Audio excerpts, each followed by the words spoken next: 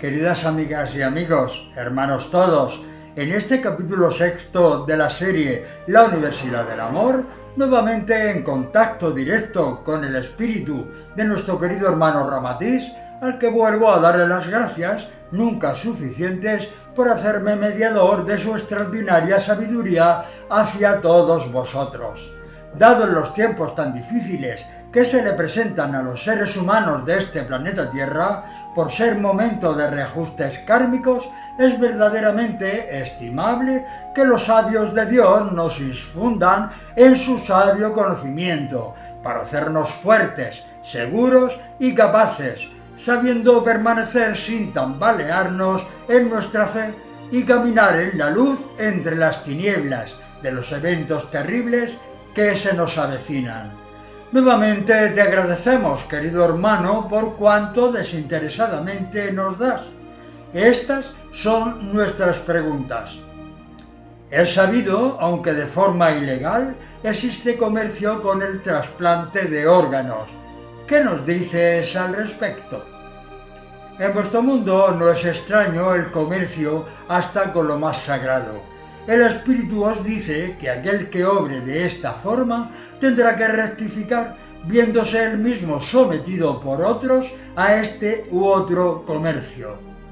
Sabido es que actualmente se practica la congelación de órganos para su posterior trasplante, incluso se procede a la hibernación de cadáveres por tiempo indefinido, en espera de condiciones idóneas para volverlos a resucitar. ¿Qué nos puedes decir sobre este asunto? ¿Es moral y explícitamente lícito, especialmente la hibernación? ¿Por qué? En la primera parte de la pregunta os diré que, en congelación o no, lo de esos órganos es lícito, puesto que es seguro que esperan en el futuro beneficiarse de ellos. Lo que sí va en contra de las leyes del Creador es la congelación de cadáveres, puesto que jamás esas materias verán la luz del mundo. El daño para el espíritu es grande, puesto que quien pide que se haga congelar su cuerpo son los económicamente ricos, y sus espíritus revolotean por los espacios sin escuchar los consejos de los hermanos sabios, puesto que están prisioneros de los deleites de sus pasados dueños.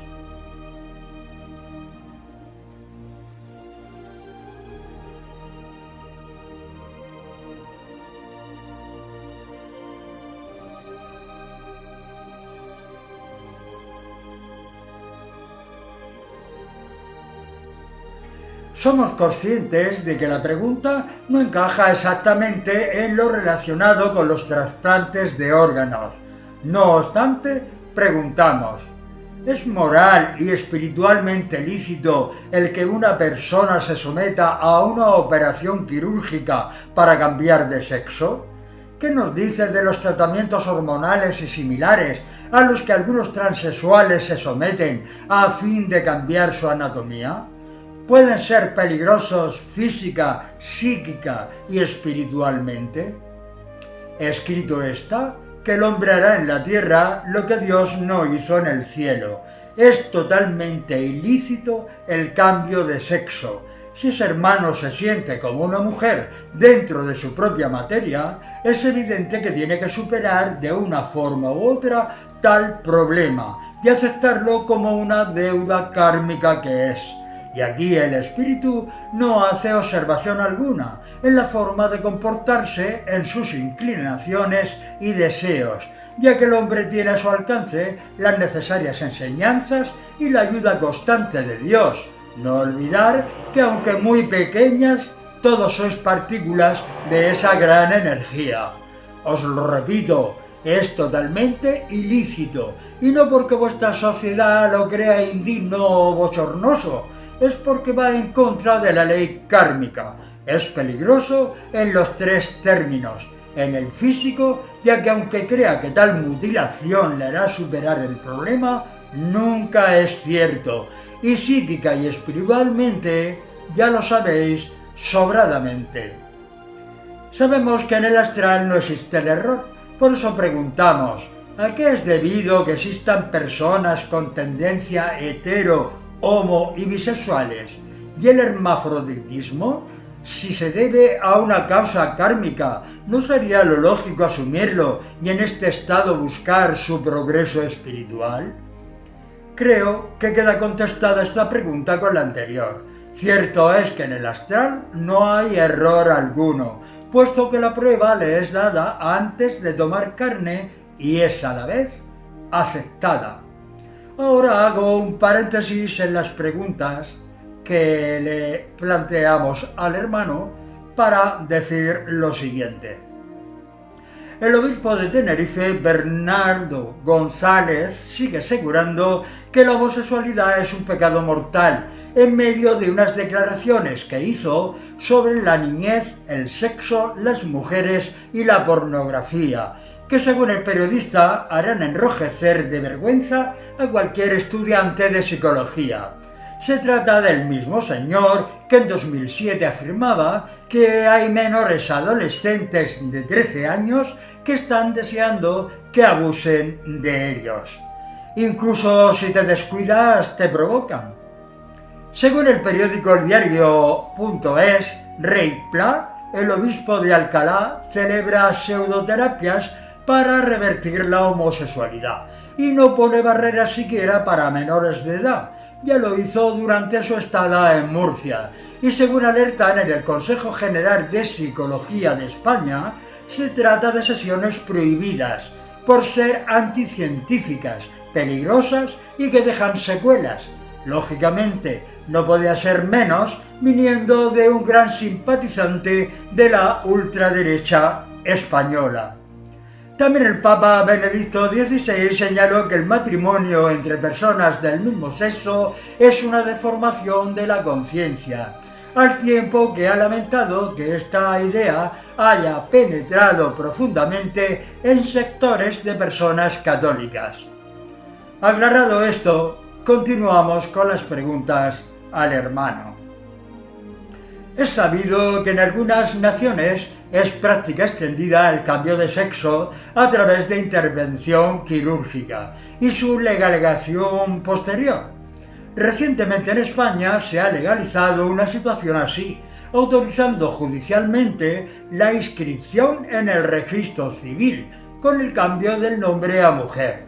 Ello lleva connotaciones de tipo jurídico importantísimas e innovadoras, tales como que la persona en cuestión pueda contraer matrimonio. ¿Quieres darnos tu opinión al respecto? Nunca el espíritu puede entrar o salir en todo aquello que sea por medio de leyes o jurisdicciones del mundo en el que habitáis.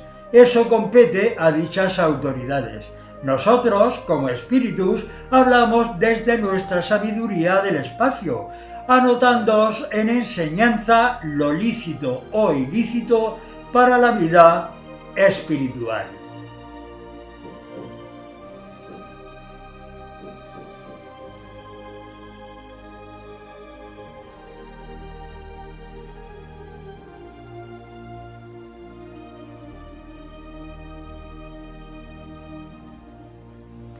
¿Qué es la facultad mediúnica?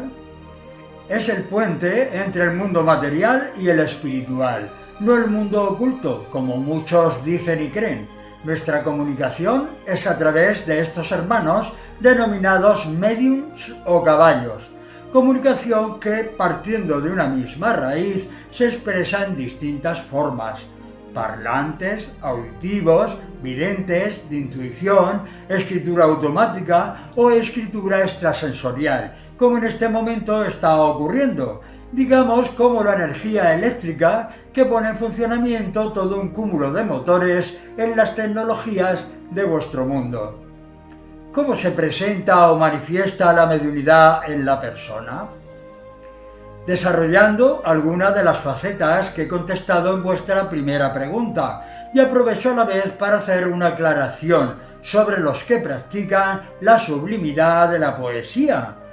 Los no profesionales en esta forma de escribir la aceptan como un regalo del cielo. Sin embargo, el profesional siempre se esclaviza, pensando que todo es dado por él mismo y debido a su tesón en el trabajo. No, amados hermanos, la inspiración viene de vuestro exterior, de fuera de vuestro hábitat. Lo que así piensan están totalmente confundidos. Y para aclarar algunas situaciones, diré que la inspiración divina y de alta espiritualidad vive de la luz, y toda escritura repugnante, viciada y confusa viene de las tinieblas, donde habitan los espíritus bajos y sin luz. El hombre siempre da de aquello que se alimenta, y para aclarar más en profundidad la pregunta, diré que ya desde niños la mediunidad se presenta por medio de visiones, levitaciones, estigmatizaciones, y no ha sido el primer niño que poniendo su mano sobre un enfermo ha sido aliviada su enfermedad. La mediunidad es un don divino que el espíritu adquiere cuando ha llegado el grado de madurez suficiente para poseerla. La persona que posee la mediunidad no logra saberlo hasta que se hacen en ella las primeras manifestaciones, las cuales no siempre son aceptadas, pues en la mayoría hay un rechazo hacia ellas, acumulando muchas veces una larga cadena de no aceptación. Las consecuencias a nivel físico también son terribles, llegando incluso a terminar sus días en la triste habitación de un psiquiátrico.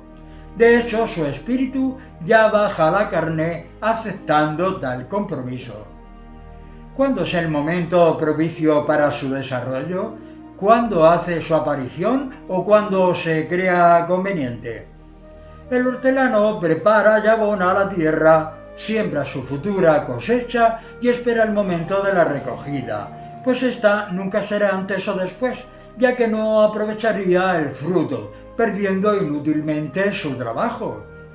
El que posee la mediunidad debe de saber aprovecharse de ella y en su desarrollo ir adquiriendo experiencia, apartando de él todo lo que le perturbe o manifieste contrariedad para su hermosa labor. Su experiencia le dará responsabilidad y ese es el momento.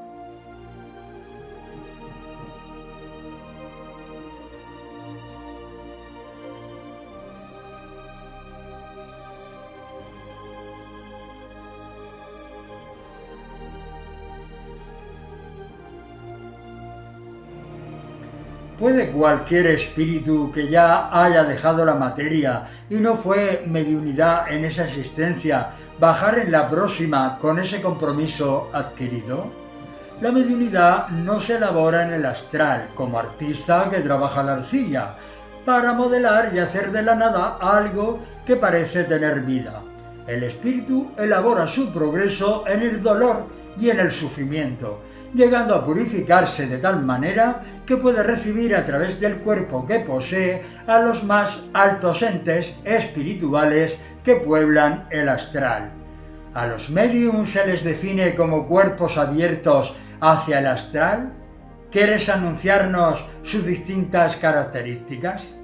Nunca son iguales las características de un médium a otro, puesto que la conexión astral-médium astral varía según el grado de conocimiento, aceptación, entrega a los demás y desarrollo del bien a hacer. Las características de una mediunidad completa son aquellas que desarrollan visualización, parlante, variaciones de voces, estigmatizaciones, levitación, transporte, bilocación, adivinación y transmisión de pensamiento, aunque estas dos últimas se adquieren más por el desarrollo de la mente que del espíritu. ¿Por qué unos médiums son posesionados por espíritus de luz y otros lo son por espíritus de las tinieblas? Lógicamente, hermanos, cuando el médium se sublimiza con su labor, alcanzará más cada día el astral de la luz, mientras que los médiums que se dedican a poner precio y comercializar con su labor se hacen esclavos del mundo y de los espíritus del bajo astral. Estos son los verdaderos enemigos de los buenos obreros del Señor. ¿Cómo podemos diferenciar a un médium verdadero de otro falso? Pues fácilmente, Cuando se vive en la plenitud del espiritismo y se alimenta de sus hermosos y sabios mensajes, el espíritu os pone un pequeño ejemplo. Fácilmente encontraréis espiritistas y médium que se rodean de misterio y son acérrimos idólatras de estampitas, imágenes, luces de aceite y se autodefinen de enviados de los últimos tiempos. Esos son los falsos, puesto que el verdadero espiritista solo se alimenta de Dios y vive de su grandeza, desechando toda idolatría. Jamás se os ocurriría tirar a la basura una joya y guardar el estuche. Ellos son fáciles al mundo que vive la idolatría. También es por eso que el verdadero medium no entra en esos juegos del mundo y solo conectan con ellos una minoría, ya que desgraciadamente el mundo vive de romerías, milagros inexistentes y fáciles alucinaciones de misterios.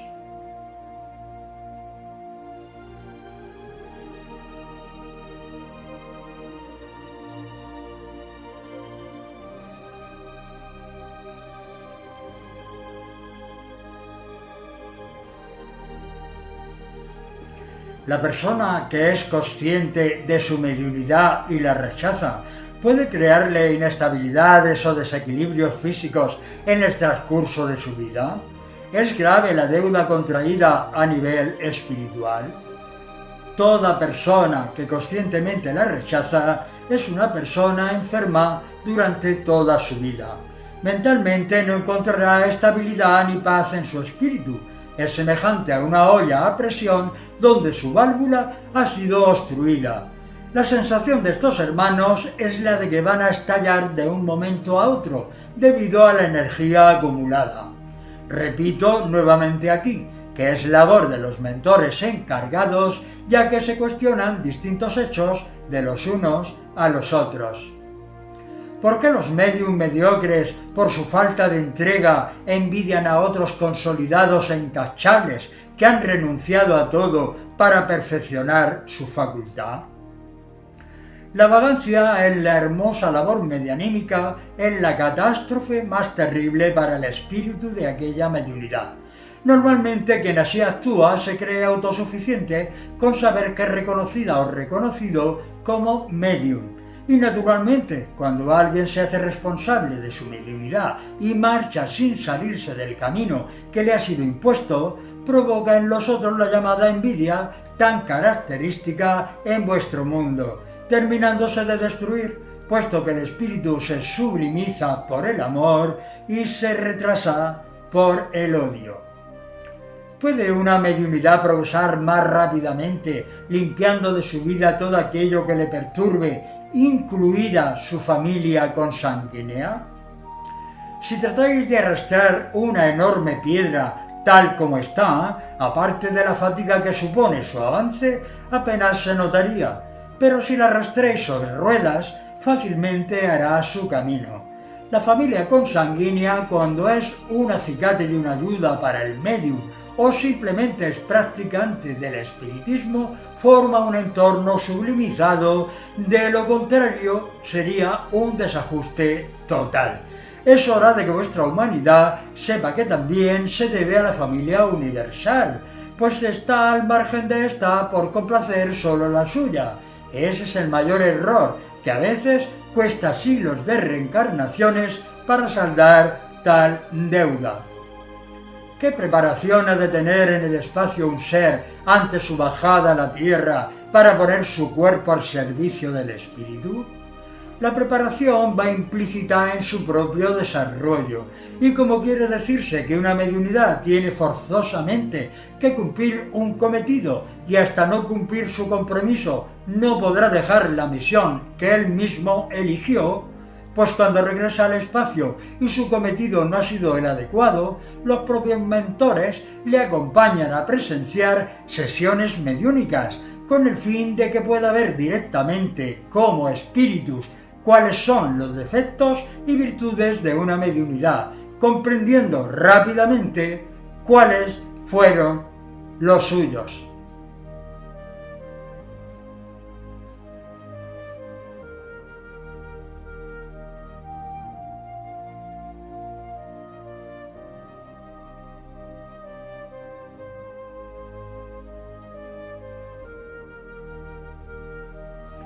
una mediunidad que baja a la carne con una importante misión evangelizadora en la que vuelca toda su fuerza y sabiduría y que por causas ajenas a él esa misión no se realiza o no en toda su plenitud?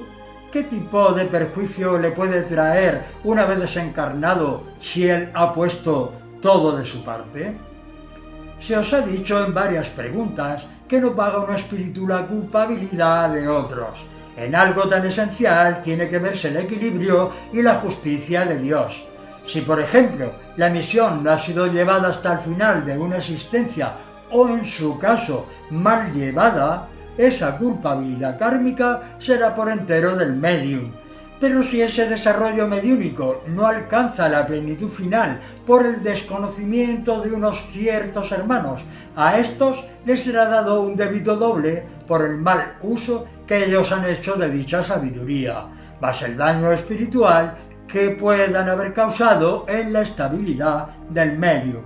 Dejamos bien claro que, pese a estas desestabilizaciones, una mediunidad jamás puede abandonar. La mediunidad que para obtener riquezas y posiciones materiales se convierten en aliados del mal, se encadenan peligrosamente a las entidades diabólicas, rompen naturalmente la fuente de la que se nutren del bien para incorporarse a las tinieblas de las que se alimentan. Tardarán existencias múltiples, puesto que es un daño importante para su espíritu, pero al final todos regresarán a la luz.